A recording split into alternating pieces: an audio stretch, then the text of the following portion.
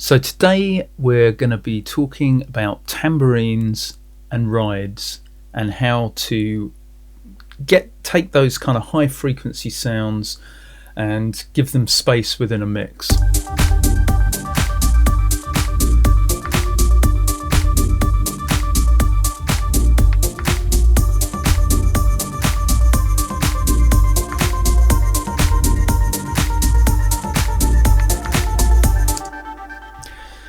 So the first thing to kind of bear in mind with any sounds that you're mixing down is asking yourself what the purpose of them is. Why are they there? What kind of job are you looking for them to do for you?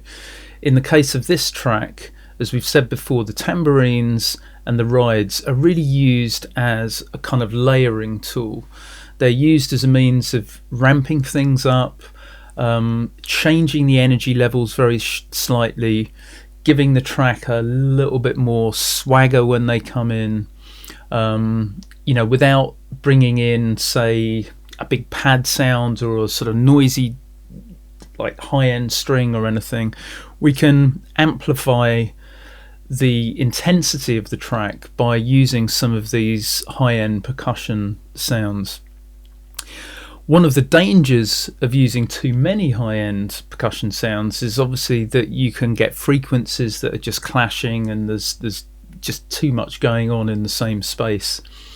One of the ways that you can separate some of these sounds out without necessarily going too deeply into the EQ side of things, because obviously a tambourine and a hi-hat, for example, are going to have many frequencies in common with each other. But one of the techniques you can use is simply using the stereo field. And as you can see here with these two tambourine loops, they are panned fairly hard left and right. They're basically the same loop, but by panning them left and right, you would think that they'd be effectively going kind of out of phase with each other because you've got the same sound playing at the same time. Not so much the case when you create a millisecond delay. So we've got a 15 millisecond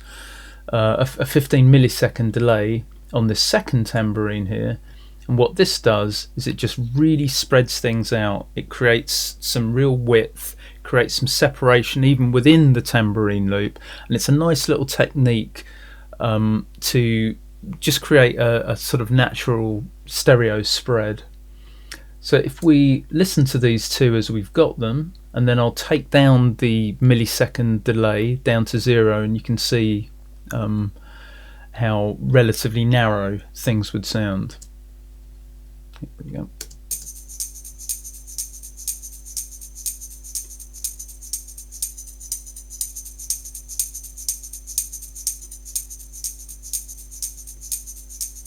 I think on a percussive sound like that, I think something like a 15 millisecond delay in either direction will just really give it that space.